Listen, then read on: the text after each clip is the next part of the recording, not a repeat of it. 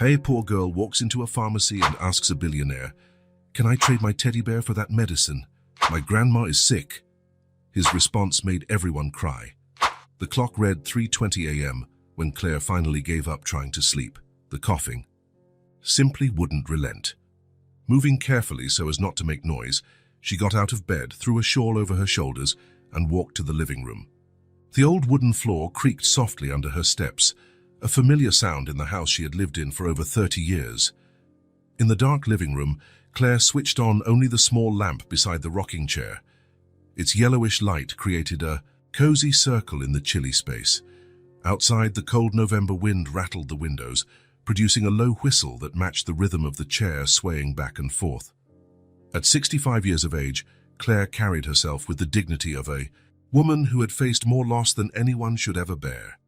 First, there was her husband, taken by a sudden heart attack.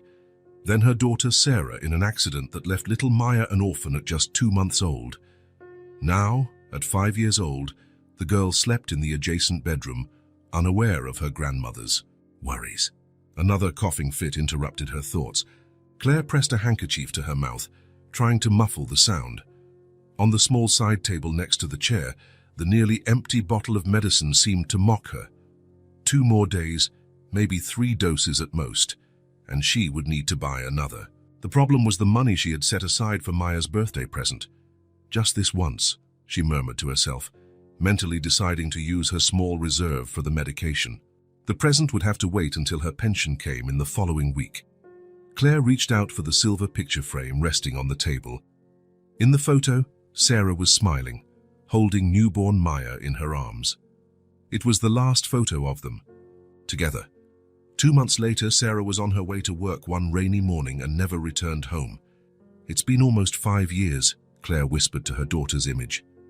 "She's growing so fast, Sarah. She has your eyes and your determination." A solitary tear ran down Claire's cheek. She wiped it away quickly as if ashamed of her own fragility. In the first few months after Sarah's death, she couldn't even look at the photos without breaking down in tears. Now the pain had turned into something less acute, more like a constant weight she had learned to live with. The cough returned, stronger this time. Claire stood up with difficulty and went to the kitchen for a glass of water. As she drank, her eyes fell on the calendar hanging on the wall. The 15th of the next month was circled in red, Maya's 6th birthday. How time flew. On her way back to the living room, Claire paused in front of Maya's bedroom door. The hallway light formed a golden beam cutting across the dark room, partially illuminating the bed where the girl slept. Tightly pressed against Maya's chest was Teddy, the brown teddy bear Sarah had given her shortly before she passed away. The bear was far from its original condition. One ear had been sewn, back on several times. It was missing an eye and its body had more patches than original fur. Maya loved it with the same intensity Claire felt for her granddaughter. "Teddy protects me, Grandma," Maya often said, "and he protects you too." Claire smiled at the memory. She quietly closed the door part way and returned to her rocking chair. The bottle of medicine on the side table made her smile fade. The pharmacy was 8 blocks away, a long walk for her tired knees, especially in the cold, but she had no choice. The federal holiday meant her pension check wouldn't be available until the next week, and her cough was getting worse. The first rays of sunlight started to slip through the curtains as Claire finally felt sleep coming. She leaned back in the chair, pulling the shawl tighter around her shoulders.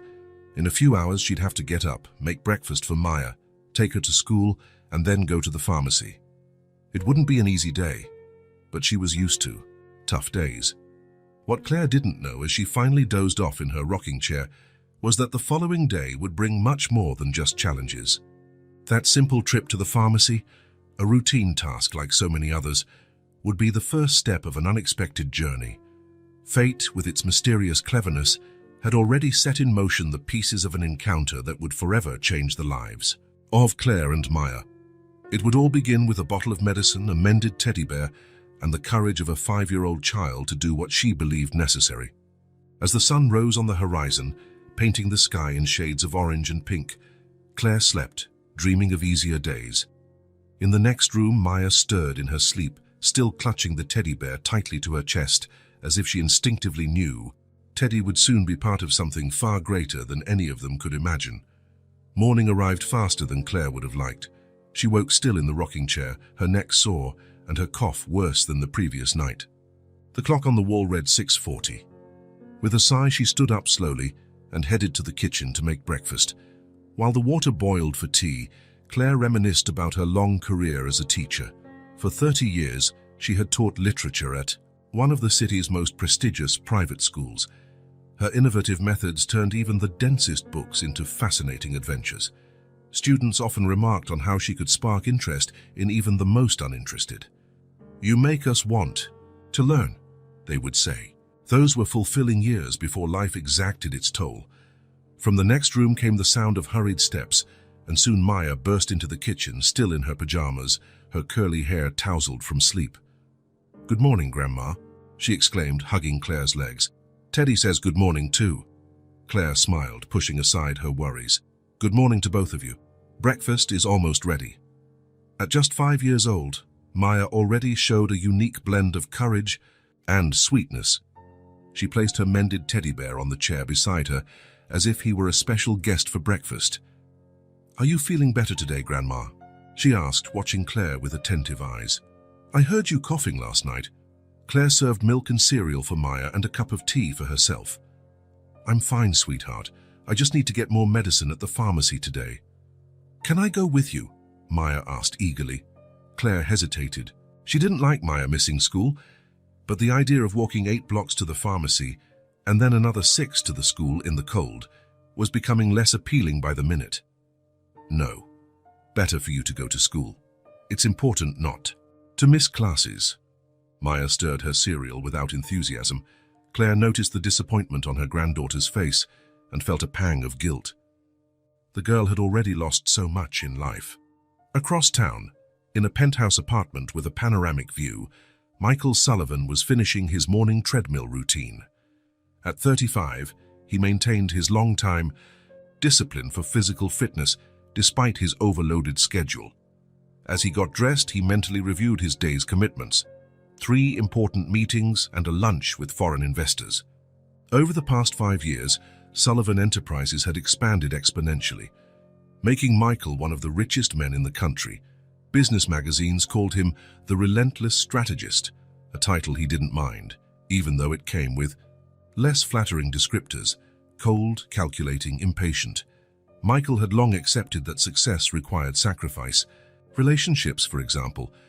"Mr. Sullivan, your breakfast is ready," his housekeeper announced via intercom, "and your assistant called to confirm the 9 a.m. meeting." "Thank you, Eleanor. I'll be right down." Michael adjusted his tie in front of the mirror. Perfect, like everything in his meticulously organized life. Still, something in his reflection bothered him. Maybe the small lines around his eyes, or the overly serious expression for someone his age. Before leaving, he grabbed a bottle of pills from his nightstand. The headaches were coming back more frequently. The bottle was empty. "Eleanor," he called out, heading downstairs, "I'm stopping by the pharmacy before my meeting." After breakfast, Claire tried calling the pharmacy. Maybe they could deliver the medicine. But the line was constantly busy. She sighed, resigned. She'd have to go in person. "Maya, go get dressed for school while I take a quick shower." The girl dashed off to her room, taking Teddy with her. Claire went to the bathroom and turned on the shower, hoping the steam would ease the congestion in her chest. Her cough was definitely getting worse. In the bedroom, Maya was not getting ready for school as she should have been. Sitting on the edge of the bed, she was having a serious talk with Teddy. "Grandma is really sick, Teddy," she whispered. "And we don't have enough money for the medicine because she spent it on my school supplies." Maya had overheard a phone conversation between Claire and a friend the previous night. She hadn't understood everything, but she grasped enough. Grandma didn't have the money to buy medicine because she had spent it on Maya's things. "We need to help Grandma," she decided, looking firmly at the patched teddy bear. When Claire emerged from the bathroom, she found Maya unusually quiet. "Is everything okay, sweetheart?" "Yes, Grandma, I'm just tired." Claire frowned but didn't push the matter. She got dressed while Maya stayed on the bed, a plan forming in her 5-year-old mind. "Feritisa." When Claire went to her room to dress, she didn't notice Maya taking some coins from the savings jar on the shelf. She also didn't see the girl slip the prescription that was on the table into her coat pocket. And she certainly didn't see Maya, minutes after Claire went back into the bathroom for another shower to soothe her coughing fit, quietly slip out the back door with Teddy clutched firmly to her chest. "Let's help Grandma," the girl whispered to the teddy bear as she walked decisively down the sidewalk. The route to the pharmacy wasn't complicated. Maya had gone there many times with Grandma. She just had to turn right at the local bakery on the corner, pass by the toy store, where she always stopped to admire the red-headed doll in the window, and then walk 2 more blocks straight to Mr. Peterson's pharmacy. The morning cold cut through the air, making Maya pull her thin coat tighter around her body. But every step was taken with determination. In her child's mind, the solution was simple: trade something valuable for the medicine her grandma needed. Michael Sullivan parked his imported car in front of the central pharmacy. Normally, he'd have his driver or assistant pick up anything he needed, but today he decided to go himself.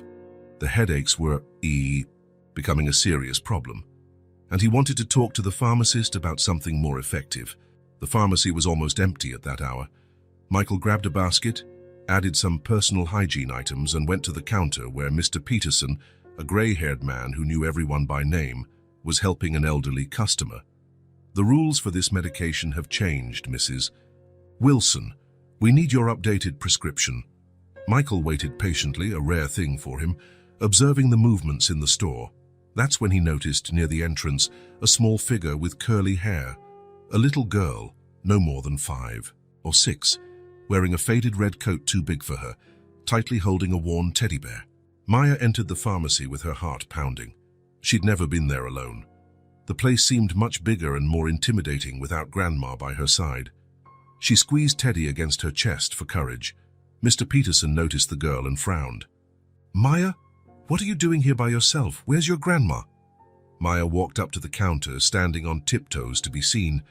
"Good morning, Mr. Peterson," she said in a small but determined voice.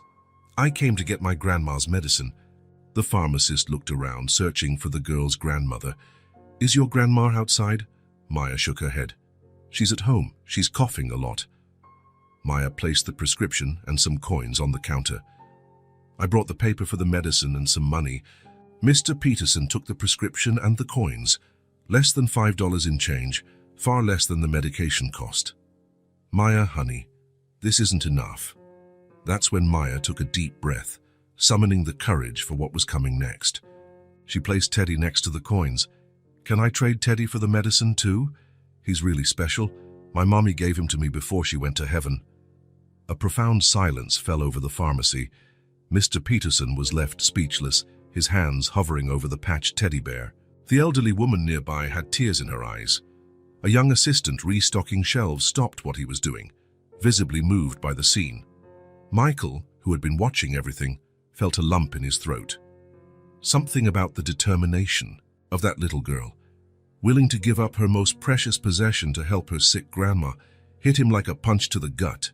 "Mr. Peterson," he intervened, stepping closer to the counter, "please fill that prescription." Maya looked up, seeing for the first time the tall man in the impeccable suit. Michael knelt down so he was at her eye level. "I'll accept Teddy as payment," he said gently, extending his hand for the bear. "And I'll pay for your grandma's medicine." A hush of emotion settled over the place.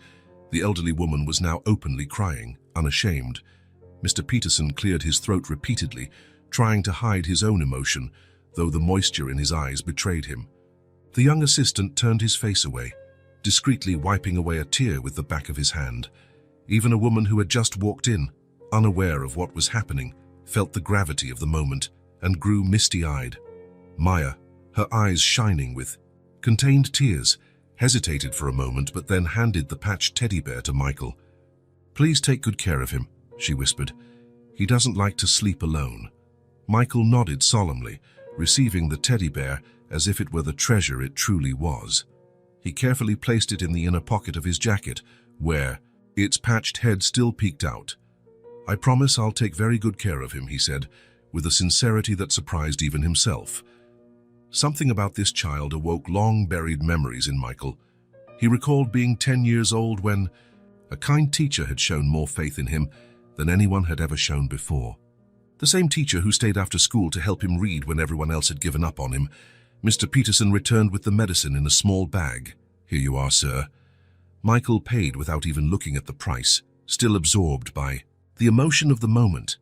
"Thank you, sir," Maya said, taking the bag with the medicine. She cast one last look at the teddy bear visible in the man's jacket pocket and hurried out of the pharmacy, without looking back.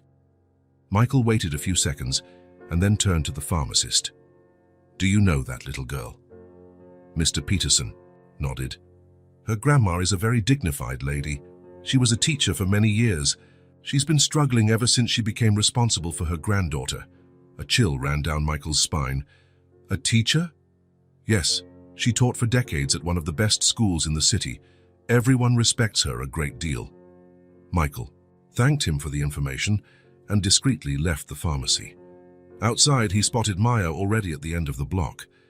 Without a second thought, he decided to follow her, maintaining a safe distance so she wouldn't notice him. Something about this story intrigued him deeply. An elderly teacher caring for her granddaughter, a child willing to give up her most precious possession out of love. It touched on old wounds, opening doors he thought were long sealed. Michael followed Maya from afar, careful not to be seen. The girl walked with resolve, despite the cold, wind blowing against her thin coat. Occasionally she would pause and seem to speak, probably talking to her absent teddy bear, then continue on. When Maya stopped in front of a toy store to admire a red-haired doll in the window, Michael felt a surge of tenderness he hadn't experienced in years. She stood there for nearly a minute, nose pressed against the glass before sighing and moving on. The route led them through increasingly modest streets until they reached a neighborhood of simple houses. Maya turned onto a tree-lined street and stopped in front of a small brick house. The paint on the fence was peeling and a few shingles were missing from the roof, yet something warm lingered in the white curtains in the windows and the now empty for winter flower pots on the small porch. Michael took cover behind a large tree that hid him well, watching as the girl climbed the steps carefully and entered the house. Through the living room window, he could partially see inside. Claire was in a panic. After finishing her shower, she hadn't found Maya anywhere. She had searched the entire house, calling out with a voice, increasingly strained by fear. The open back door said it all. Maya had left, but where? The sound of the front door opening made her rush into the living room. "Maya!" The girl came in smiling, carrying a small pharmacy bag. "Surprise, Grandma." "I got your medicine." Claire felt her legs weaken. She knelt in front of her granddaughter, holding her by the shoulders. "Maya, you scared me to death. Where were you? How did you get to the pharmacy?" "I went by myself," Maya answered proudly. "I took the paper for the medicine and went there." Claire didn't know whether to hug her or scold her. She chose to hug her, pulling her close. "Never do that again, understand? Something terrible could have happened to you out on the street." Maya kept smiling, holding up the pharmacy bag. "But nothing happened, Grandma. And now you have your medicine." Claire took the bag, confused. "Maya, how did you pay for this? Did you get money somewhere?" "A man at the pharmacy paid," Maya replied simply, avoiding her grandma's gaze. Claire gently lifted the girl's chin, making her look into her eyes. "Maya, where's Teddy?" The girl bit her lip, her eyes filling with tears. I gave him as payment for the medicine." Claire gasped, bringing her hands to her mouth. "Oh, Maya, you gave away your teddy bear, the one your mom—" Maya nodded, tears now rolling down her cheeks. "You needed the medicine, Grandma. It was the only important thing I had to give." Claire felt a lump in her throat as she embraced her granddaughter. The loving, sacrificial gesture left her speechless. For a moment, she forgot all about Maya's recklessness in going out alone. "You are the bravest and kindest girl in the whole world," Claire whispered, holding the child's face in her hands. "But promise me you'll never go off on your own like that again." "I promise," Maya whispered back. Claire wiped the tears from her granddaughter's face with her thumbs. "Let's make some hot chocolate. You must be freezing." Hand in hand, they walked to the kitchen, leaving the living room empty. Outside, shielded by the large tree, Michael watched the scene through the window. Though he couldn't hear what was being said, their body language told him everything. He saw the desperate hug, the shock on the grandmother's face upon learning about the teddy bear, and finally the love that surrounded them when she understood the sacrifice Maya had made. Michael touched the patched teddy bear in his pocket, feeling an emotion he hadn't experienced in a long time. That simple morning had changed something fundamental within him. The courageous and innocent act of Maya, giving up her most precious possession for her sick grandmother, made him question everything he'd built and valued over the past few years. There was something about the dignity of this small family, battling hardships with so much love, that made his entire empire feel empty and meaningless. And there was something about Maya's grandmother, a dedicated teacher now facing difficulties, that stirred up fragments of memories he had thought long forgotten. Michael looked at his luxury watch. He was late for his 9 a.m. meeting. For the first time in years, it didn't seem important. "Jensen can wait," he murmured to himself, taking one last look at the small house. Walking back to his car, Michael felt a clarity he hadn't experienced in a long time. Something was beginning here. A cycle of giving back, perhaps. A chance to do at least one meaningful thing with all the wealth he'd amassed. His phone rang. It was his assistant, probably reminding him of the meeting. Michael ignored the call. There were more important decisions to be made now. The first step would be to find out more about that retired teacher and her brave granddaughter. The teddy bear in his pocket felt much heavier than its few ounces. It was a symbol of a pure sacrifice, made out of love. Michael promised himself he would somehow honor that gesture. Michael drove aimlessly through the city streets, the patched teddy bear resting on the passenger seat beside him. After an hour, he found himself parking near the Central Park. It was a place he rarely visited, despite having an apartment overlooking it. The sky remained grey, but the drizzle had stopped. Michael picked up the teddy bear, tucked it into the inside pocket of his coat, and walked along a less traveled path. He needed solitude to sort out the thoughts dominating his mind. He found a secluded bench beneath a large oak tree. Fallen leaves formed a golden and orange carpet around it. There, far from prying eyes, one of the city's most powerful men sat like any ordinary person, lost in his reflections. Michael took Teddy out of his pocket and examined it carefully. One eye was missing. Patches of different colors and textures held it together, and one ear appeared to have been sewn on multiple times. It was evident the bear had been dearly loved. And yet Maya had been willing to part with it for her grandma's sake. "What have you seen all these years, my little friend?" he murmured to the toy, running his finger over the uneven stitches that held the ear in place. The park was silent, broken only by distant birdsong and the rustle of dry leaves in the wind. Michael closed his eyes, letting images of the morning replay vividly in his mind. He saw again the small figure of Maya entering the pharmacy alone, shivering slightly in that too big, faded red coat. He recalled how she stood on her tiptoes to reach the counter, and the timid yet determined voice that said, "Can I trade Teddy for the medicine too?" The scene replayed in slow motion, the sudden hush in the pharmacy, the teary eyes of those present, and the dignity with which this little girl offered up her dearest belonging. There was no dramatics in her gesture, just pure love and selfless sacrifice. Michael opened his eyes and looked at the city skyline. Skyscrapers gleamed, reflecting the pale light of that winter morning. Somewhere within that maze of concrete and glass was a small brick house, where a grandmother and granddaughter faced life's adversities with a dignity that deeply moved him. He pictured himself at 10 years old, with scraped knees and clothes always a bit too big, hand-me-downs from charities. He remembered the shame he felt when he couldn't read aloud, the mocking laughter of classmates, the label of trouble he'd carried since day one at school. Then she appeared, the new teacher with kind eyes and a firm voice, the only one who realized his problem wasn't laziness or rebellion, the only one who stayed after class, patiently helping him piece together letters that seemed to dance on the page. The first person who truly believed in him. It could be her, he whispered to himself, though he knew the odds were slim. Thousands of dedicated teachers had come and gone in the city's schools over the decades. The chance of it being the same person was tiny. Yet something in this story, a retired teacher caring for an orphaned granddaughter, the quiet dignity with which they faced hardship, resonated profoundly within him. Michael looked again at the teddy bear in his hands, a small worn symbol yet powerful enough to shake the foundations of his carefully built existence. Over the last 15 years, He had grown a small company inherited from his father into an empire. They called him the relentless strategist. The same magazines that praised his business success criticized his coldness and pragmatism. He'd never cared about these labels until now. What was the worth of his entire empire compared to that child's gesture?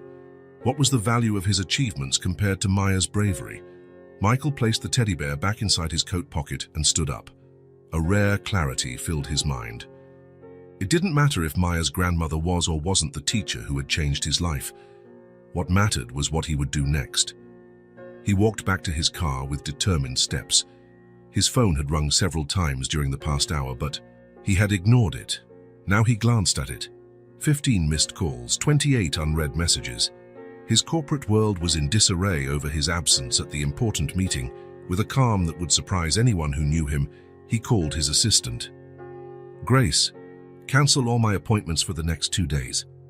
The voice on the other end of the line sounded alarmed. "Sir, the meeting with the Japanese investors. Apologize on my behalf and reschedule. Something of extreme importance has come up." He hung up before she could protest. In the rearview mirror, he saw his own reflection. The same face as always, but something had changed in his eyes. A different determination, a purpose beyond contracts and acquisitions. As he drove back to his apartment, Michael mentally mapped out his next steps. First, he would learn more about that family without revealing his interest. Then, he would figure out the best way to help them, without wounding the grandmother's evident pride. Finally, he would return the teddy bear, but not before having it properly repaired. The sun began to break through the clouds as Michael arrived home. He ignored urgent emails and voice messages. Instead, he sat at his imposing desk and placed Teddy before him.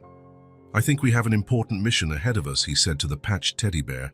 At that moment, alone in his luxurious apartment, Michael Sullivan, the ruthless billionaire, the heartless negotiator, made a silent promise.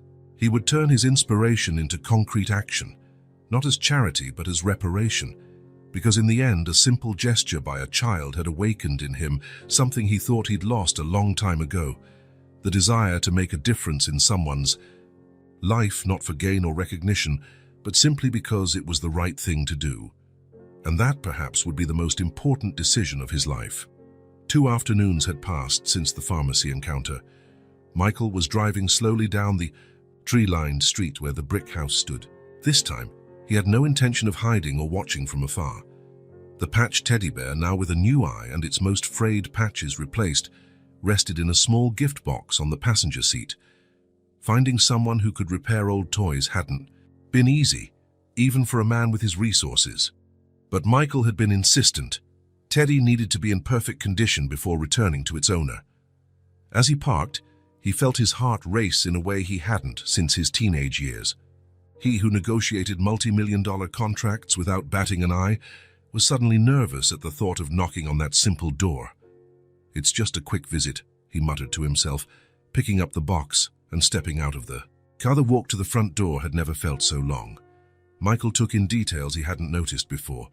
Ceramic flower pots empty for the winter, a small pink bicycle propped against the side of the house, lace curtains in the windows. Evidence of a modest life, yet one filled with care and affection. He stopped at the door and took a deep breath. What would he say to Maya's grandma? How would he explain his presence? For a moment, he considered leaving the box at the doorstep and leaving. It would be simpler, less complicated. But something inside him, the same force that had driven him all his life, insisted that this moment needed to be faced, person to person. With renewed determination, Michael pressed the doorbell. Light, quick footsteps sounded inside, followed by a child's voice calling out, "I'll get it, Grandma." The door swung open to reveal Maya. She wore a blue dress with small white flowers and colorful socks. For an instant, she didn't recognize the man at her door. Then her eyes widened in recognition, shining with a mix of surprise and curiosity. "It's you, the man from the pharmacy," she exclaimed, glancing between Michael's face and the box in his hands. Michael smiled, feeling an unexpected warmth spread through his chest. He knelt to be at the girl's eye level, carefully balancing the box. "Hi, Maya, it's nice to see you again." "You remember my name," she said, impressed, as if that fact placed Michael in a special category in her world. Of course, I do. It's hard to forget a hero like you. Maya bit her lower lip, trying to suppress a smile. I'm not a hero, she protested, though her expression showed she liked the praise. Michael offered her the box. I've come to return something. Very important that belongs to you. Maya accepted the box with trembling hands, as if she couldn't believe what was happening. Gently, she untied the ribbon and lifted the lid. Her eyes instantly filled with tears. Teddy! She cried out, taking the bear from the box and hugging it tightly to her chest. You came back. Michael watched, moved, as the child reunited with her cherished friend. There was something profoundly touching in the way Maya embraced the teddy bear, as if it were a living thing returning from a long journey. He looks different, Maya noticed, examining the bear. He has 2 eyes now, and his ear isn't falling off anymore. I figured he deserved a little repair work after such bravery, Michael explained, his voice softer than he intended. I hope you don't mind the changes. Maya shook her head, still gazing at the restored bear. You really are a hero, Maya, Michael continued sincerely. This teddy bear, a symbol of your courage, belongs back with his rightful owner. The girl looked up at him, a question, clear in her gaze. But what about Grandma's medicine? You said Teddy was the payment. Michael smiled, gently tapping her nose with his finger, a spontaneous gesture of affection. Think of it as a loan. Teddy kept me company for a few days, and that was payment enough. Maya continued hugging the bear, but her eyes stayed on Michael. Can I ask something? She finally said. Of course. How was it, having Teddy? Did he behave? The innocent yet profound question caught Michael off guard. He hadn't expected to explain how a teddy bear behaved, but in Maya's eyes it was a serious, legitimate concern. He was an excellent companion, he answered solemnly. Very quiet, but always attentive. I think he missed you every minute. Maya nodded, satisfied with the answer. And you, Maya? Michael asked, genuinely curious. How did you feel when you gave away something so important for your grandma? The girl thought for a moment, her expression too serious for someone her age. It was sad, she finally admitted. But Grandma needed the medicine more than I needed Teddy. Sometimes you have to do hard things for the people you love. Michael felt a lump in his throat. A 5-year-old child had just articulated a truth many adults never grasp.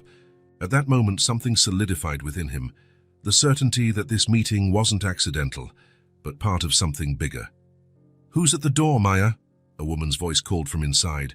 It's the man from the pharmacy, Grandma. He brought Teddy back. Slower footsteps approached.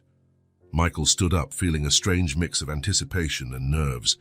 The door opened wider, revealing a grey-haired woman who stood upright despite her age. Her eyes, the same shade of blue as Maya's, studied the visitor with a blend of curiosity and caution. For a moment, time seemed to stop. Michael sensed something familiar in her gaze, a flicker of a distant era, when a troubled boy found the first person who truly believed in him.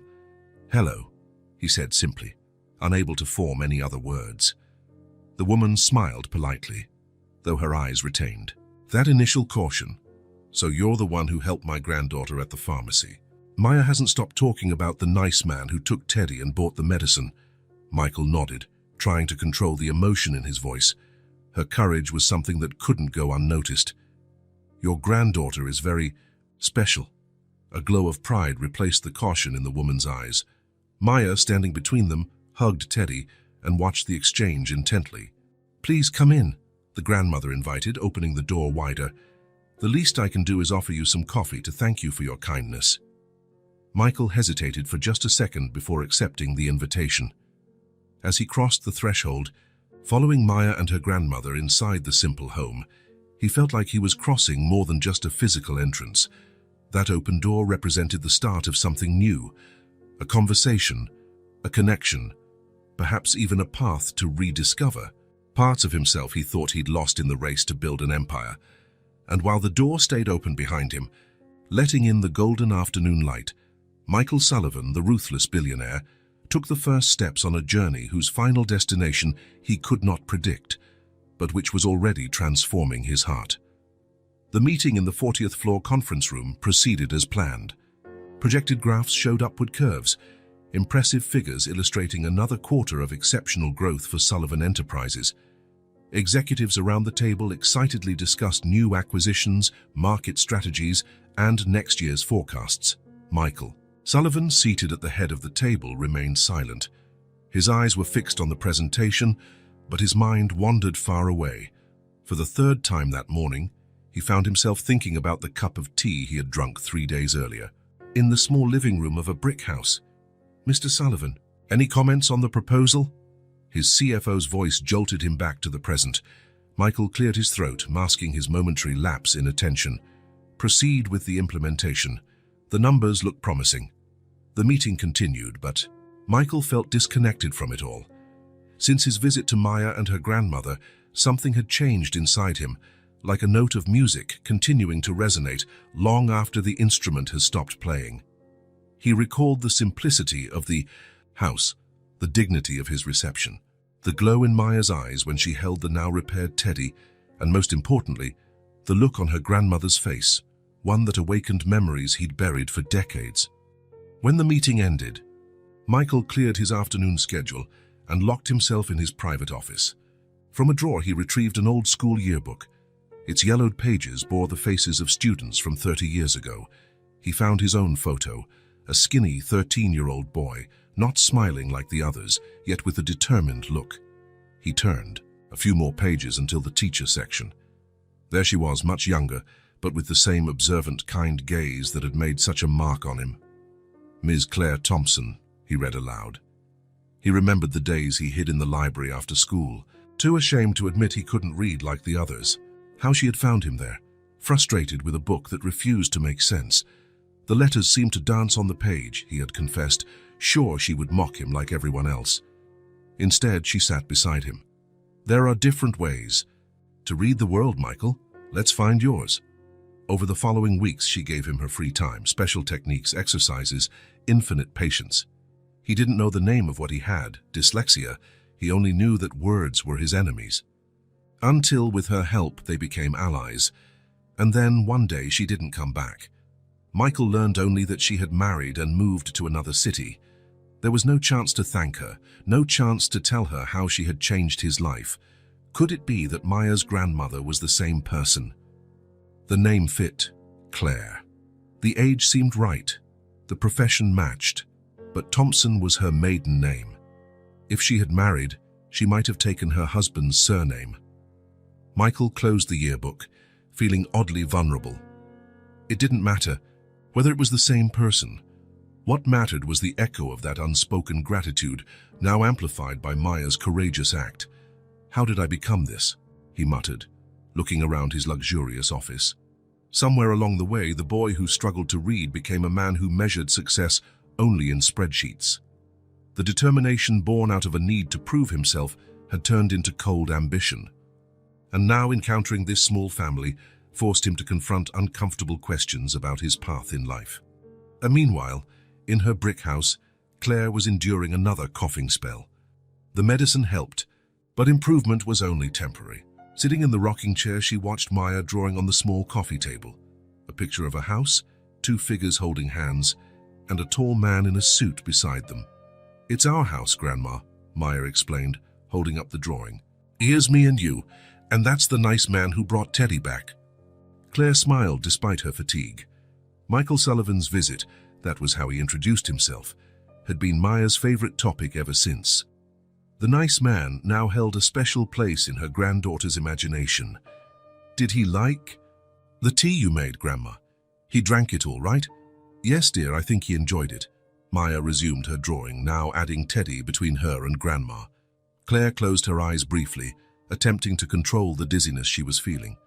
She didn't want to scare Maya, but she knew her condition was worsening. Her doctor's appointment the previous week had confirmed her suspicions. Her condition required a more intensive treatment, something far beyond her financial means. "Grandma, are you sleeping?" Claire opened her eyes, finding Maya in front of her, drawing in one hand and Teddy in the other. "Just resting a bit, dear." "You feel hot," Maya said, touching her grandma's forehead with a small hand. Displaying a surprising level of maturity for a 5-year-old, she went to the kitchen and returned with a glass of water. Drink this. It always makes me feel better when I feel hot. Claire accepted the glass, swallowing the lump in her throat along with the water. Maya's ability to sense her needs and care for her in simple but meaningful ways was touching and worrisome at the same time. A child shouldn't have to shoulder such responsibility. "You know what we'll do," Claire proposed, trying to sound upbeat. "How about we read that new storybook you got at school?" Maya ran off to get the book, and Claire forced herself to sit up straighter in the rocking chair, ignoring the pain in her chest. For Maya's sake, she would find strength where none remained. The next day, Michael arrived at his office early. He had spent much of the night researching the respiratory condition that plagued Claire. He had noticed the persistent cough, the labored breathing, her pallor. He didn't need to be a doctor to see how serious it was. That same morning, he made 3 phone calls. The first to Dr. Emmett Hayes, the most renowned pulmonologist in the city, and an old college friend. The second to his personal assistant, with specific instructions on purchases to be made. The third to his lawyer, to discuss certain possibilities, taking shape in his mind. "Richards," he said to the lawyer, "prepare some preliminary documents. It's a personal project." It wasn't easy to explain his sudden shift in priorities to his team. Michael Sullivan, known for his unwavering dedication to business, was suddenly delegating major responsibilities and leaving in the middle of the day. Rumors in the corridors were inevitable. He didn't care. For the first time in a long while, he felt he was doing something genuinely meaningful. But that afternoon, with snow threatening to fall, Michael once again parked in front of the brick house.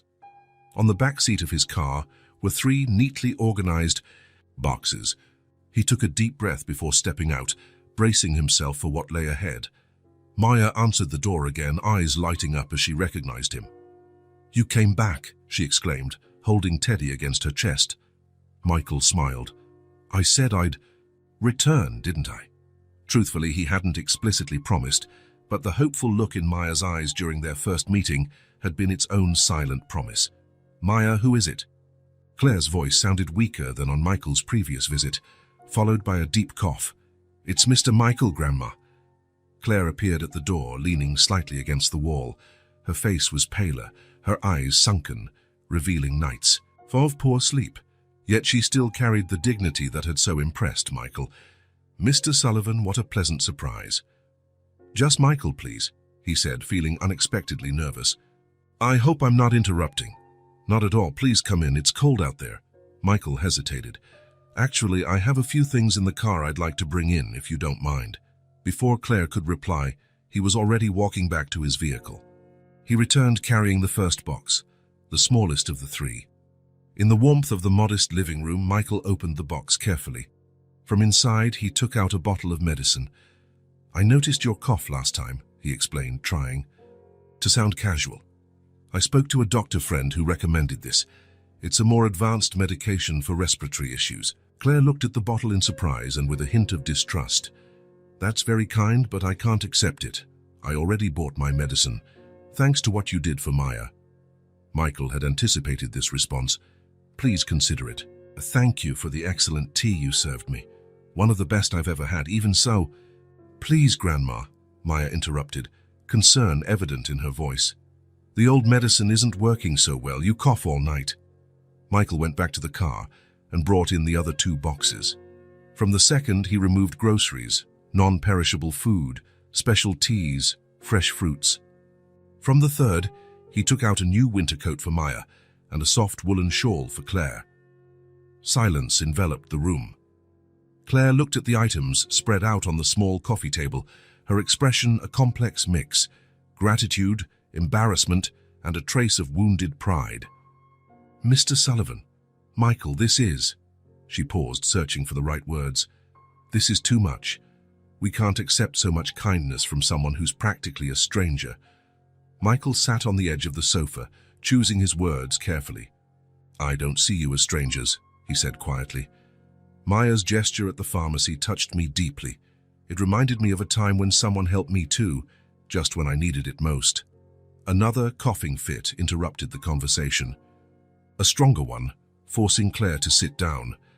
Maya rushed to fetch water, her face revealing the fear she tried to hide. That moment, Claire's vulnerability and the silent terror in Maya's eyes finally broke the grandmother's resistance. "Maybe we can accept the medicine," Claire conceded after catching her breath, "at least until I can see my doctor." Michael nodded, careful not to show his relief.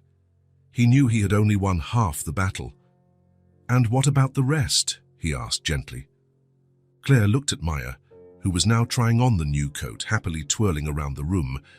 The girl's joy was a more powerful argument than any words. "The winter has been harsher this year," Claire finally said, a stubborn tear escaping the corner of her eye. "It would be foolish to refuse something Maya needs because of my pride, right?" Michael respected that concession for what it was, a gesture of love that came at a high cost for a woman used to being the provider, not the recipient. As they put away the groceries in the small kitchen, Michael observed the interaction between grandmother and granddaughter.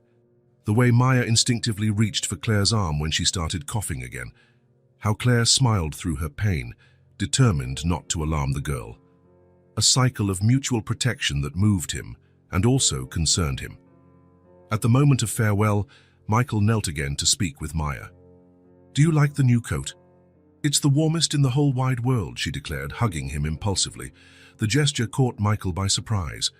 For an instant, he remained still, unaccustomed to such spontaneous and genuine affection from a child. Then slowly he returned the hug. As he stood, he met Claire's gaze, a mixture of gratitude and caution, unsure how to interpret so much unexpected kindness. "I'll come back in a few days to see how the new medicine is working for you," he said. "If you need anything before then, please call me at this number." He handed her a card with his personal phone number on the back. Claire accepted the card with a small nod. "Thank you for everything, Michael. Your kindness means a lot to us." Standing in the doorway, Michael hesitated, as though he wanted to say something more. Finally, he turned back to Claire one last time. "You know, certain gestures in life mark us forever. What Maya did for you at the pharmacy was one of those. It changed something in me." He paused, choosing his words carefully. "Maybe in some way I'm just starting to repay a very old debt."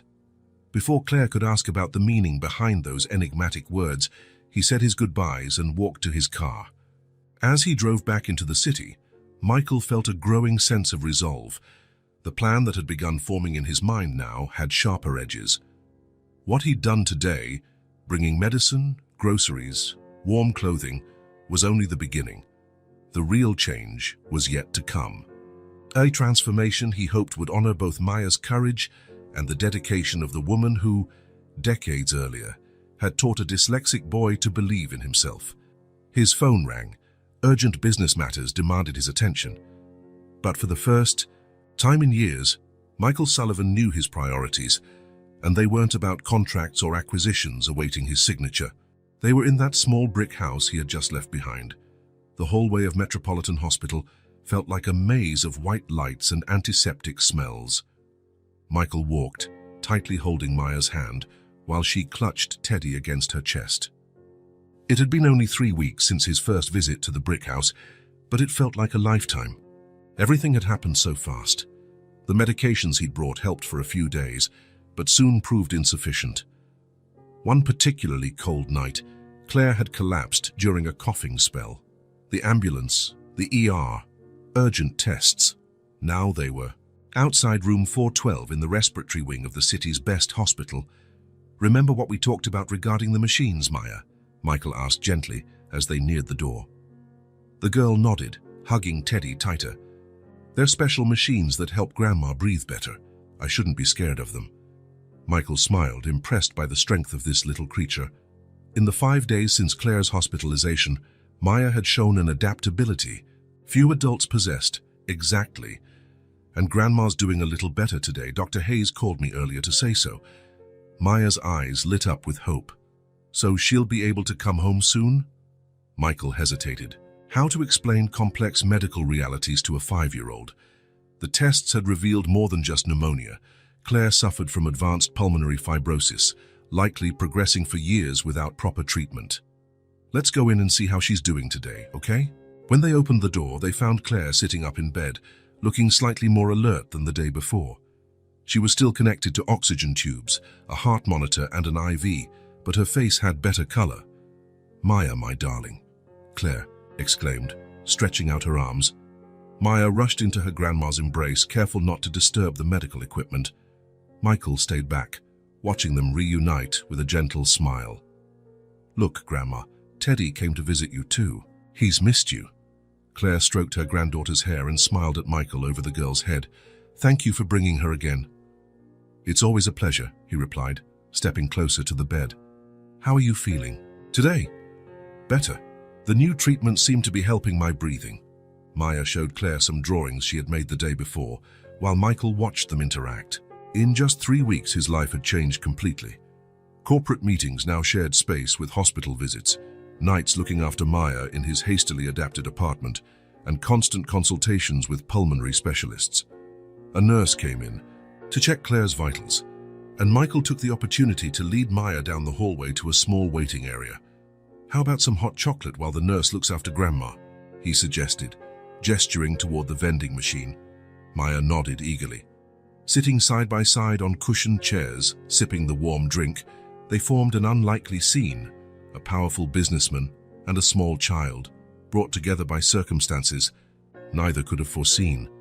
"You know, Michael," Maya began, looking at him with her perceptive eyes, "Grandma said you're an angel in disguise." Michael nearly choked on his drink.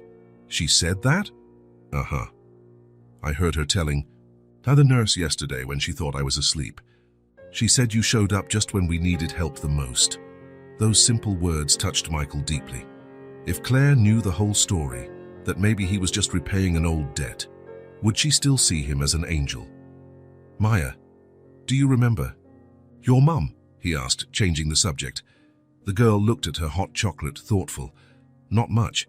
Sometimes I remember her smell and how she sang me to sleep." She paused. "Grandma shows me photos and tells me stories about her every day so I won't forget." "That's very special. Memories are like treasures we keep inside. Even when the people we love aren't here anymore, the memories we have of them stay alive." Maya looked at him curiously. "Do you have treasure memories too, Michael?" Smiled at her phrasing. "I have lots of them. Some are from when I was small, around your age." "You were little once, like me?" Maya asked, genuinely surprised. Michael laughed. "Hard to believe, I know. But yes, I was your size once. Who took care of you?" The innocent question unlocked memories Michael rarely visited. "My dad took care of me alone after my mom left. He worked a lot, so I spent most of my time at school." "Did you like school?" "At first, no, it was hard for me. The letters, they didn't make sense." He paused, choosing his words. "Then I had a very special teacher who helped me. She changed everything." Maya's eyes lit up. "Like Grandma?" "She was a special teacher too. All her students loved her stories." Michael's heart raced. Every new clue reinforced his suspicion, though final confirmation was still missing. Would Claire recognize him if he brought up his past? Or should he wait for her to piece it together herself? "I'm sure your grandma was an incredible teacher," he finally said. "Good teachers are never forgotten." After they finished their hot chocolate, they returned to the room. Claire had fallen asleep, the strong medication evident in her relaxed expression. "Can we stay until she wakes up?" Maya whispered. "Of course." They sat in chairs by the window, which looked out onto a snow-covered park across the street. Maya picked up one of the books they had brought and flipped through it in silence. Michael observed her, a grandma sleeping, a granddaughter patiently waiting, and a patched teddy bear standing guard.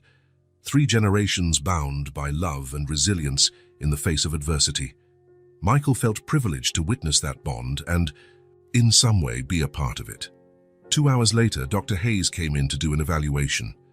Michael took Maya to the hospital cafeteria for ice cream, giving Claire privacy during the exam. When they returned, she looked thoughtful, yet more upbeat than in recent days. "Maya, sweetheart, how about showing Nurse Amy the new drawing you made? She said she'd love to see it." Understanding the hint, Maya nodded and left the room, Teddy in tow. Once the door closed, Claire exhaled. "Dr. Hayes says I'm responding well to the treatment," she began, "but the recovery will be slow. I'll need to stay here a few more weeks, then continue treatment at home." Michael sat on the edge of the bed, relieved by the moderately good news. "That's positive, Claire. We'll do whatever is needed for your recovery." Claire took Michael's hand, her gaze filled with concern. "It's about Maya we need to discuss. This situation, it's not fair to you. You've already done so much more than anyone could expect from someone we barely know." Michael squeezed her hand gently. "Don't worry about that now. Maya is safe and well cared for. That's what matters at the moment." "Why?" Claire asked, her eyes searching his. "Why are you doing all this for us, Michael? You showed up so suddenly and changed everything." It was the perfect moment to share his suspicions, to ask if she remembered the dyslexic boy from so many years ago. But before he could answer, the door opened and Maya returned with a new drawing. "Look, Grandma, I drew us three, you, me, and Michael, at the park when you get better." Claire smiled, exchanging a meaningful look with Michael. Their conversation would have to wait. That night, after tucking Maya into bed in the small room he'd prepared for her in his apartment, Michael retreated to his private study. Documents were spread out before him. Information on advanced respiratory treatments, options for home care once Claire was discharged, and a detailed plan for adapting his own apartment to meet her needs. Claire's situation, though serious, offered hope. Michael was determined to ensure she received the best treatment possible and that Maya had the stability she needed during this difficult time. He picked up the phone and called his lawyer.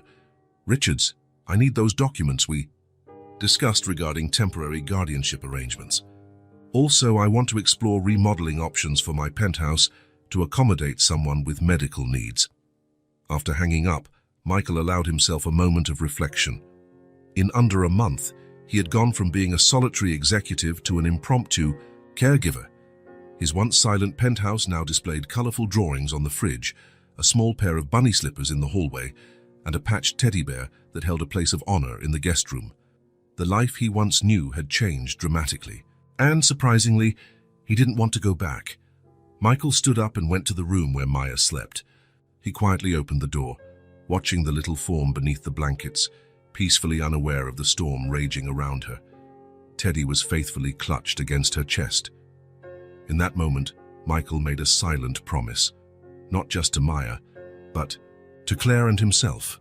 He would do everything in his power to help them get through this, not because he owed a debt to the teacher he suspected had once changed his life, but because this small family had become too important to simply abandon. In favor of his old routine, gently closing the door, Michael returned to his study to continue preparing. There was much to arrange: changes to his professional schedule, apartment modifications for Claire's return, and most importantly, a stable structure for Maya during her grandma's recovery. The night wore on while he worked. Outside, snow began to fall again, blanketing the city in white.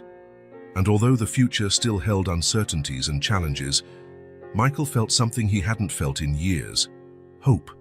Hope that, even in the midst of hardship, love and solidarity could light the path to a new beginning, and for all of them. The season's first heavy snowfall was falling over the city when Michael parked in front of the school. Outside, bundled-up children rushed out in excited clusters, some already starting snowball fights in the courtyard. He checked his watch.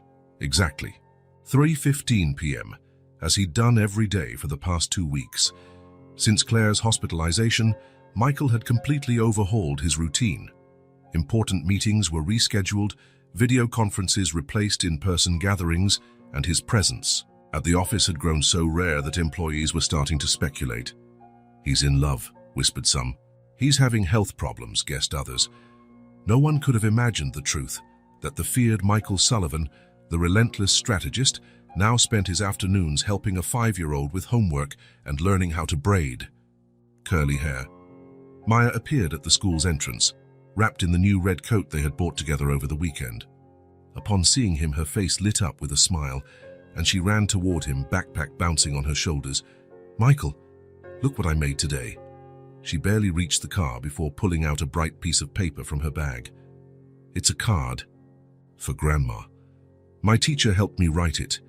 Michael took the handmade card, a large red heart decorated with glitter, and inside scrawled in wobbly letters, "Get well soon, Grandma. Michael and I are waiting for you." It's wonderful. Maya, we'll bring it to her this afternoon. On the drive home, Michael's apartment, which now served as their temporary home, Maya excitedly recounted her day at school, how she managed to write her full name by herself, how she shared her snack with a new classmate, how the teacher praised her drawing of a family. "I drew me, Grandma, and you," she explained casually. "The teacher said I can have two families, one by blood and one by heart." Michael felt a lump in his throat. 2 weeks ago, he would have balked at the idea of so easily being included in anyone's concept of family. Now he felt only gratitude for the simple way Maya accepted him into her life. At home, they followed a routine that worked surprisingly well. First, a snack and conversation about the day. Then homework at the kitchen table, Michael on his laptop while Maya colored or practiced writing numbers. Later, they headed for their daily hospital visit. "Can we make cookies to bring Grandma?" Maya asked, munching on apple slices Michael had cut. "I think Dr. Hayes said she needs to follow a special diet for now," he replied gently. "But how about we make cookies for the nurses? They're taking great care of her." Maya's eyes sparkled at the idea. "Yes, and for the cleaning guy too. He always gives me stickers." Michael watched Maya dash off to wash her hands, eager to help with baking.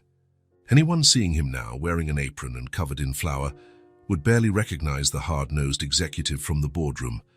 Strangely, he didn't mind at all. The kitchen, once immaculate and rarely used, was now full of life. Drawings on the refrigerator, a small stool for Maya to reach the sink, and the results of various culinary experiments, some more successful than others. It was chaotic, noisy, and infinitely more alive. As they mixed the cookie dough, Michael realized these small daily moments had become precious. Maya's curious questions about everything from why dough rises in the oven to why the stars stay in the sky. Her intense concentration when trying something new. Her genuine laughter when he told silly jokes he found online. "Michael," said Maya, flour dusting the tip of her nose, "do you think Grandma will like our home when she leaves the hospital?" The question caught him off guard.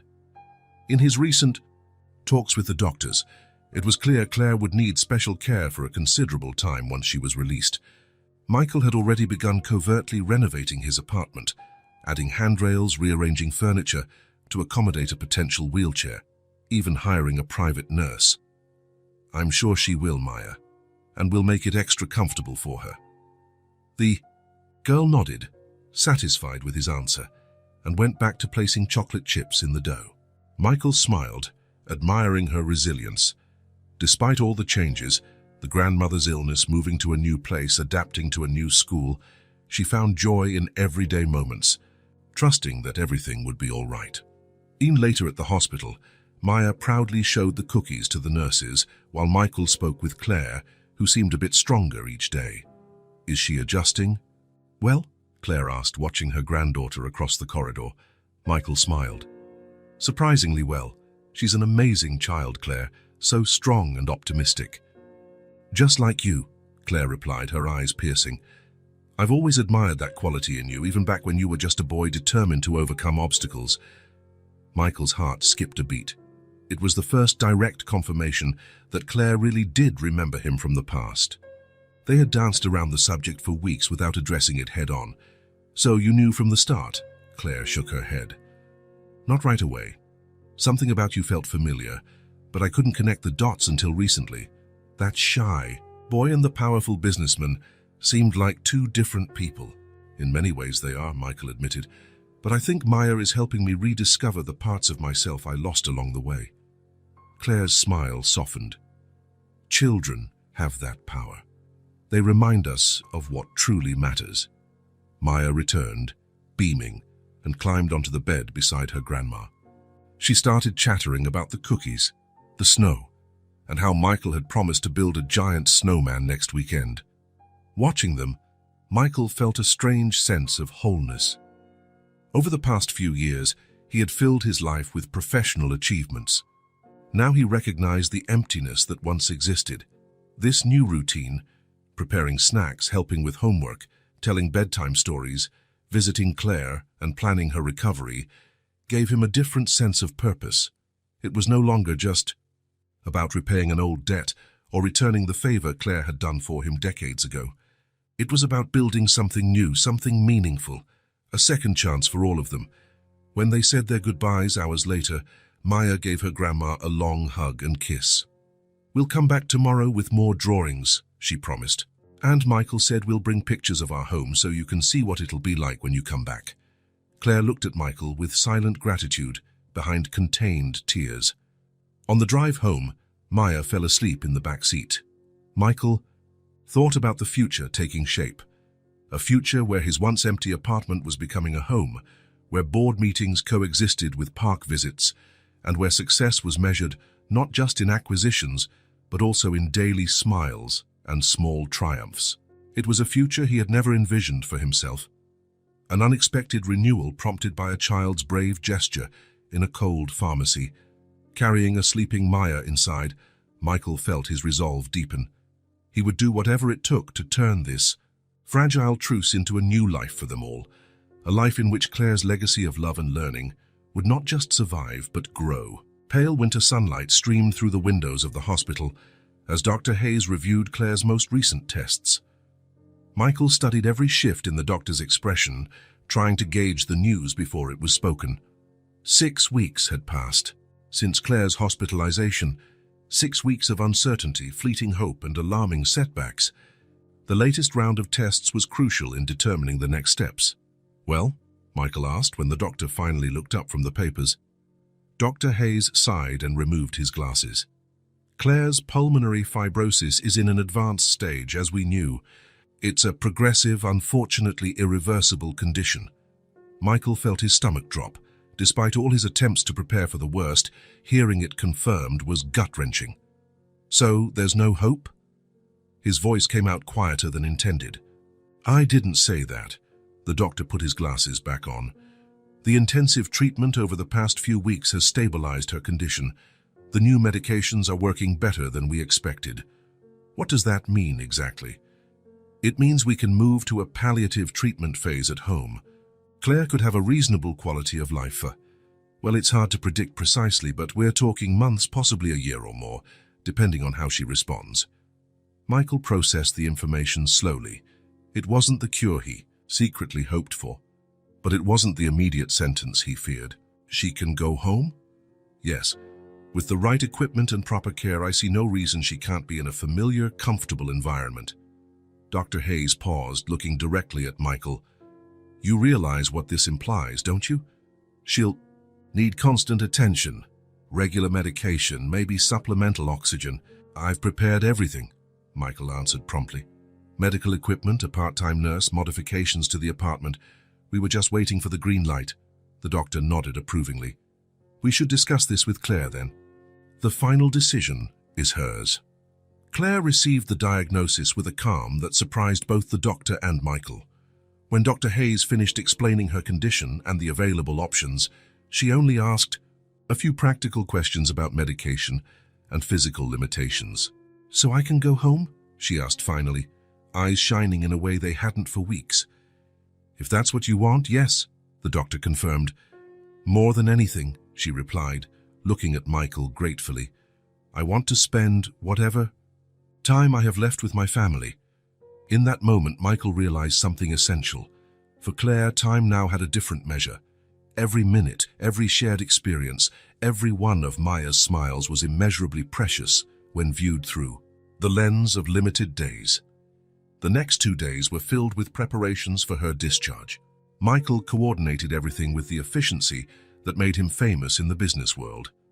Installing medical equipment in his apartment, hiring healthcare professionals for scheduled visits, and finalizing the rearrangements to accommodate a wheelchair for Claire on her tougher days. Maya, for her part, dedicated herself to decorating. With the help of her teacher and classmates, she created welcome banners, colorful drawings, and even a large sign that Michael helped hang at the entrance. "Welcome to our new home, Grandma." On the morning of her release, as Michael helped Claire change out of her hospital gown into regular clothes, he noticed how much thinner she was, paler, more fragile. Yet there was determination in her gestures, an unbroken dignity. "Maya doesn't know, the true nature of my diagnosis. Does she? Claire asked as Michael helped her with her shoes. No, only that you've been very sick but are getting better and can come home now, although you still need special care. Claire nodded, satisfied. Good. She doesn't need that burden, yet. There'll be time to prepare her gradually. Claire, Michael said, hesitating, choosing his words carefully, I want you to know that no matter what happens, Maya will be safe and loved. I promise. Claire's eyes filled with tears. You have no idea what that means to me. The arrival at Michael's apartment was a quiet celebration. Maya, waiting eagerly with Teddy in her arms, could barely contain her excitement as she saw Grandma step out of the car with Michael's help. Grandma, Grandma, come see our new home, she yelled, hopping excitedly by the building's entrance. Claire smiled, walking slowly to the door, where she embraced her granddaughter with all the strength she could muster. I'm so happy to be here with you, my love. The trip up to the apartment was a slow one. In the elevator, Maya chattered non-stop about all the surprises she'd prepared. I decorated your door with stars, Grandma, and Michael got a super comfy chair just for you. When they finally entered, Claire was momentarily speechless. Michael's penthouse, once a showpiece of elegant minimalism, had been transformed. It was still spacious and luxurious, but now brimming with signs of a home. Framed photos on the walls, colorful cushions on the sofa, and plants in strategic corners. Come see your room. Maya gently pulled her grandma's hand. Claire followed Maya into a large bedroom overlooking the park. It perfectly balanced comfort with medical functionality, a hospital bed disguised with elegant linens, oxygen equipment discreetly positioned, and a call system. But there were personal touches everywhere. Claire's favorite books on the shelves, a photo album on the nightstand, and Maya's drawings taped around the room. It's perfect, Claire murmured, visibly moved. Michael stood at the doorway. We tried to bring a little of your house here. I hope you feel comfortable. The rest of the day passed at a peaceful pace. Claire settled into the living room's cozy armchair, quietly joyful as she watched Maya show off her toys and recount all the adventures they'd had in recent weeks. Michael prepared a light lunch, following the hospital's dietary guidelines. By late afternoon, when Maya finally grew tired and went for a nap, Claire beckoned Michael to sit beside her. How are you really feeling? He asked, adjusting the shawl around her shoulders. Claire gazed out the large window where the sun was beginning to set. Scared, grateful, at peace, all at once. She paused. You know what's strange? I never thought my final days would be the most meaningful of my life. Claire, she raised her hand to gently stop him. I'm not being morbid, just realistic, and I want you to know. Her voice faltered. You've brought light back into my life and given me a chance to see a new beginning. Thank you for caring for Maya and for being here with us. Michael took her hand, speechless for a moment. Her gratitude reflected his own. After all, wasn't Claire the one who had first brought light into his life decades ago? I always thought I'd have a chance to repay what you did for me, he finally said. I never imagined it would happen like this. Claire smiled, squeezing his hand. That determined boy who refused to give up on reading grew into an extraordinary man. I always knew you'd go far, Michael. In that moment, with the setting sun bathing the room in a golden glow, they completed a cycle of gratitude, support, and love that transcended time and circumstance. In the following weeks, a new routine took shape. Claire had good days and bad days. On the good ones, she actively participated in family life, helping Maya with reading, sharing old stories, and even advising Michael on some of his work issues. On the bad days, when breathing became harder and fatigue overwhelmed her, she rested more but still insisted on at least an hour with Maya before bedtime. Michael restructured his professional life completely. He delegated responsibilities, reduced his working hours, and set up a full home office. Mornings were usually dedicated to business, while afternoons and evenings belonged to Claire and Maya. It was during one such afternoon, observing Claire, patiently guiding Maya through a new book, that an idea began forming in Michael's mind. He saw in that moment not just a grandmother and granddaughter, but the transformative power of education grounded in love, the same power Claire had wielded in his own life years before. That night, after Maya went to sleep, Michael shared his thoughts with Claire. "I've been thinking about expanding the company's social projects," he began, sitting on the edge of her bed. "Right now we just donate money to various causes, but I want something more meaningful." "What sort of project do you have in mind?" asked Claire, intrigued. "A learning center for children in vulnerable situations. Not just a place that offers tutoring, but somewhere that genuinely transforms lives through personalized education, tailored to each child's needs." Claire's eyes lit up. "Like those extra lessons I used to give?" "Exactly, Michael." "Confirmed. I want a place where kids with learning difficulties like I had receive one-on-one attention, where teachers have the time and resources to discover each student's unique potential." "That's a wonderful idea, Michael. It would also be a way to continue your legacy," he said softly. "A way to ensure your teaching approach lives on, even when—" He didn't finish the sentence. Claire squeezed his hand. "I would love to help while I still can." In the days that followed, the project took shape quickly. Claire, energized by the purpose, spent hours discussing teaching methods, curricular structures, and inclusive approaches. Michael scouted potential properties, calculated costs, and assembled a dedicated team. Maya, sensing the adults' excitement, wanted to be involved. One particularly productive afternoon, while Claire and Michael debated the importance of creative spaces, the girl arrived with a stack of drawings. "I made plans for the new school," she announced proudly. "It needs big windows, because sunlight makes people happy, and a huge library with cushions on the floor so kids can read comfortably." Michael took the drawings, genuinely impressed by her intuition. "You know, Maya, these are great ideas we hadn't even thought of yet." Claire watched, her eyes filling with tears as she saw her granddaughter and her former student bonding over the same values she had always cherished. "What will the school be called?" asked Maya, clambering into Michael's lap as though she'd always belonged there. Michael and Claire exchanged glances. "We haven't decided yet," he answered. "Any suggestions?" Maya thought for a moment, brow furrowed. "How about Grandma's school? Because she's the best teacher in the whole world." Claire laughed, wiping away a tear. "Maybe something a little less personal, sweetie." "How about New Horizons Learning Center?" Michael offered. "Because that's what education does, opens up new horizons for everyone." "Perfect," Claire agreed, and Maya nodded solemnly, as though officially approving the choice.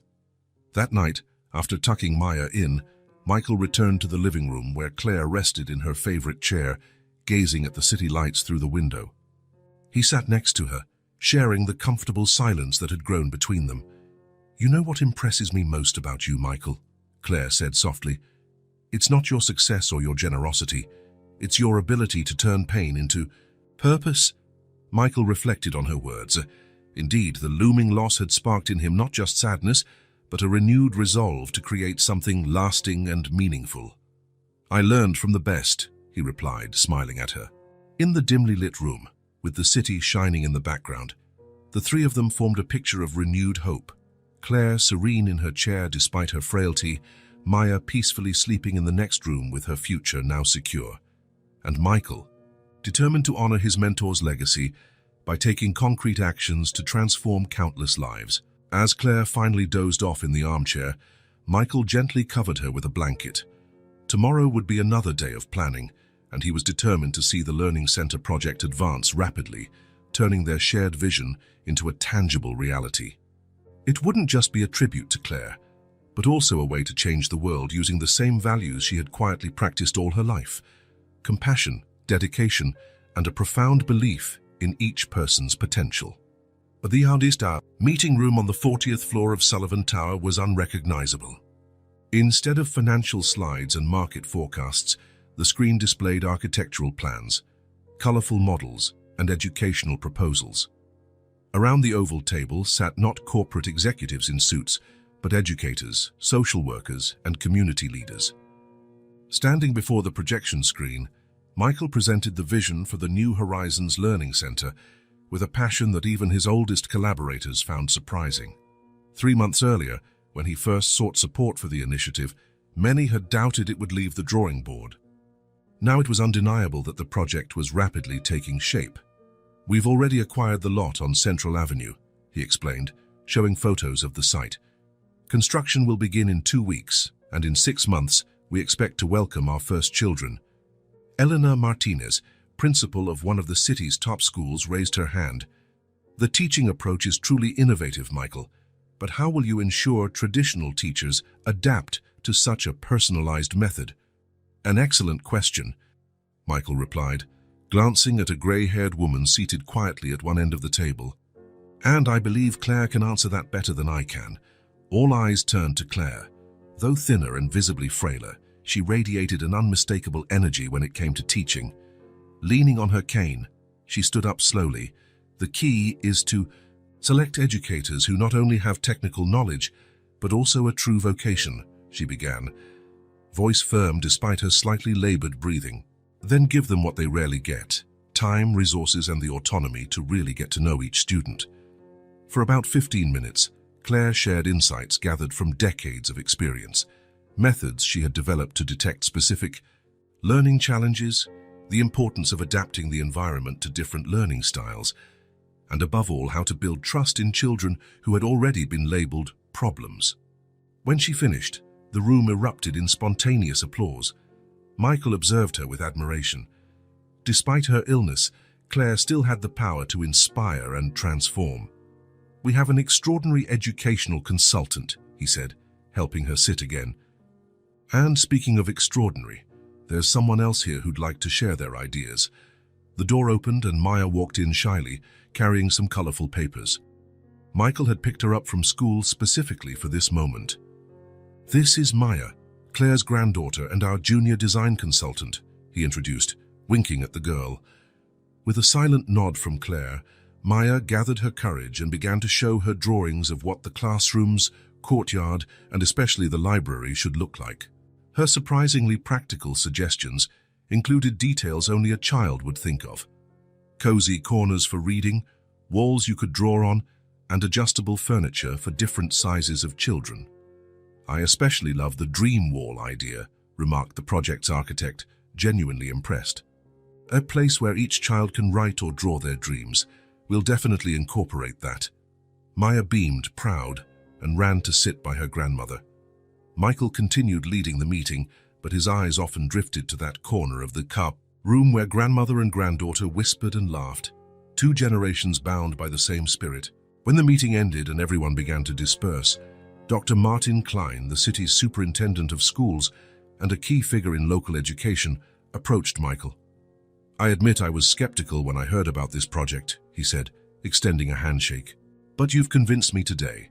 Count on my official support. We'll refer some of our most at-risk children to your center." "We appreciate the trust, Dr. Klein," Michael replied. "I promise you won't regret it." One by one, other attendees expressed similar support, offering partnerships, resources, and referrals. When the last visitor left, Claire, Michael, and Maya remained, surveying the plans spread across the table. "I'd call this a success," Michael said, loosening his tie. Claire nodded, eyes shining. "More than that, it's the start of something truly transformative." The following week, news of the New Horizons Learning Center hit the local newspaper's front page. The headline, "Billionaire Invests in Inclusive Education," was accompanied by a photo of Michael and Claire studying the project's model. The reaction was immediate. Phone calls, emails, and messages flooded both the Sullivan Enterprises PR office and the apartment where the 3 now lived. Former students of Claire reached out with emotional stories of how she had changed their lives. Local business owners offered donations and partnerships. Universities proposed collaborations for educational research. "I never thought I'd see my name in the paper," Claire said when Michael arrived with several copies of the edition. "Especially not alongside yours." Michael smiled, helping her settle into her favorite armchair. "Welcome to fame. I hope you're ready for paparazzi," she laughed, a sound that had become increasingly rare as her illness advanced. For Michael, each one of her laughs was a small victory. Maya came home from school especially excited that day. Everyone saw Grandma's picture in the newspaper. The teacher even pinned it on the classroom wall, She said Grandma's an example of perseverance? Is that the word? Perseverance, Michael suggested. Yes, and she said you're a philanthropist, Claire offered, exchanging a playful glance with Michael. That's it. She said it means someone who helps others. Maya looked at Michael with admiration. Is it true you're building a school for kids who need special help like you did when you were little? The question caught Michael off guard. It was the first time Maya had referenced his childhood learning difficulties. Claire must have shared that part of his story with her. Yes, it is, he said, kneeling to look her in the eye. When I was around your age, I thought I'd never learn to read properly. The letters seemed to jump around the page. But Grandma helped me. She showed me I could learn just in a different way. Maya nodded, taking it in with a seriousness only children can have when learning something crucial. Is that why you're doing all of this? To thank Grandma? Michael looked at Claire, who was watching them with tearful eyes. Partly yes, he answered honestly. But also because I met a little girl who taught me how important it is to help the people we love, even if it means giving up something precious. Maya smiled, recognizing the reference to her gesture at the pharmacy. Like Teddy. Exactly. Like Teddy, Michael confirmed. Some lessons are so important they change our lives forever. Their conversation marked a new level of understanding among the three of them. In the following weeks, as the learning center began to take physical form, the bond between them grew stronger, a family not just in name or convenience, but in spirit. Michael reorganized his schedule so he could drive Maya to school each morning. Claire, on the days she felt up to it, joined them, enjoying the fresh air and seeing the world beyond the apartment walls. In the afternoons, when Michael returned from the office, they often visited the construction site, with Maya supervising every detail in line with her drawings. On one particularly calm evening, after Maya had drifted off to sleep following her favorite bedtime story, Claire asked Michael to join her on the balcony. Autumn was approaching, and the first golden leaves were swirling softly through the air. I want to show you something, she said, handing him an envelope. Michael opened it carefully. Inside was an official document, a will. His name appeared, as Maya's legal guardian. Claire, I don't know what to say. I know we've talked about this before, she said calmly, but now it's official. When I'm gone, Maya will be under your legal care. She paused, choosing her words. Unless, of course, you've changed your mind. Michael took her hands, looking into her eyes. Never. Maya has become part of my life in a way I never imagined possible. Claire smiled, relieved, though she had never truly doubted him. I've been watching you two together, how she rushes to show you her drawings, how she looks for your approval, how she talks about you at school. She breathed deeply, trying to control her emotions. She loves you, and I know you love her too. More than I can put into words, he admitted, surprised by his own candor.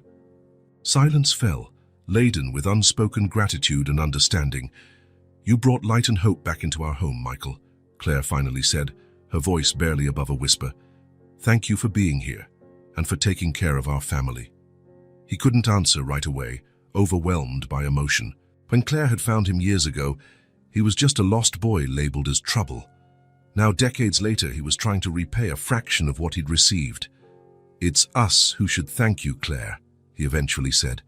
You changed my life twice, once as my teacher, and now by letting me be part of this family. She squeezed his hand, a simple gesture weighted with deep meaning. Promise me you'll tell her about me? I don't want Maya to forget. I'll never let her forget, Michael promised. Your stories, your values, your love of teaching, it'll all live on through her, and through the Learning Center too. 3 months later, the New Horizons Learning Center was ready for its grand opening. The modern building, constructed according to the meticulous plans, stood out in the urban landscape, not due to its opulence, but for its welcoming and innovative design. The ceremony, held on a sunny Saturday, attracted hundreds of people, local authorities, educators, families of the children who would benefit, and to many people's surprise, dozens of Claire's former students. Some had traveled from other states upon hearing that the center was dedicated to their old teacher. Claire, though noticeably weaker, insisted on attending. Seated in her wheelchair with Maya close at hand, she received tearful tributes from those coming to greet her. Robert Chen, now a renowned neurosurgeon, knelt before her with tears in his eyes. "You were the first person to realize I couldn't see the board. Not that I was inattentive, remember? Without those glasses you found for me, I never would have made it here." Sophia Williams, now heading an editorial company, brought her first published book. "I dedicated it to you, but never had the chance to give it to you," she said, showing the dedication page. One after another, former students shared similar stories, small gestures from Claire that had radically changed their paths. Maya listened with wide-eyed fascination, absorbing the profound impact her grandmother had on the world. When it was time for the official speech, Michael took the stage in the new auditorium. He spotted Claire and Maya in the front row. "The New Horizons Learning Center is born today as an extension of a life's work dedicated to seeing beyond appearances," he began. "More than 30 years ago, a young teacher decided no child in her classroom would be labeled trouble before receiving every chance to reveal their true potential." He paused, looking directly at Claire. "I know this because I was one of those children, a boy with dyslexia that everyone thought was lazy or uninterested. Without Ms. Claire's intervention, I might have dropped out early, convinced I couldn't learn." A ripple of surprise ran through the audience. Few people knew this detail about Michael Sullivan's past.